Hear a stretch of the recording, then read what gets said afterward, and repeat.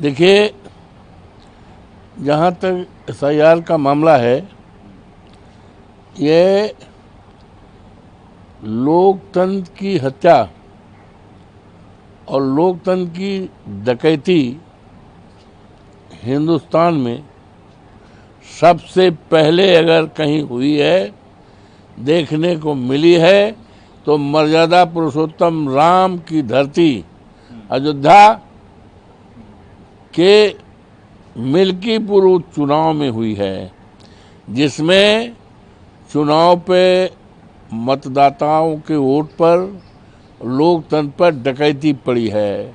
डकैत तो पहले डकैती पड़ती थी, हम लोग जब पढ़ते लिखते थे 98 में, लेकिन जब से माननीय अखिलेश यादव जी ने 100 नंबर का चलाया पुलिस का, तो डकैती तो बंद हो गई।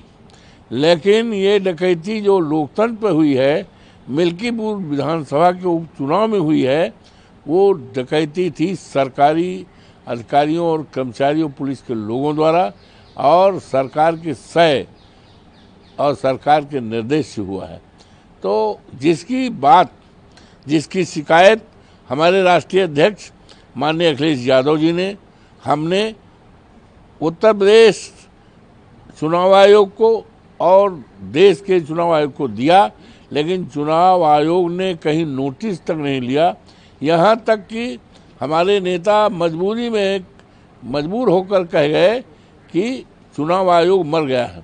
तो ये है, तो इसकी शुरुआत यूँ कहें तो हिंदुस्तान के इतिहास में काला दिन लिखा जाएगा, जब अयोध्या मर्यादा पुरुषोत्तम राम की नगरी अयोध्या के मिल्कीपुर उपचुनाव में चुनाव पर लोकतंत्र पर डकैती पड़ी है और वहीं से शुरुआत हुई है और उसकी पुनरावृत्ति अब बिहार के चुनाव में हो रही है।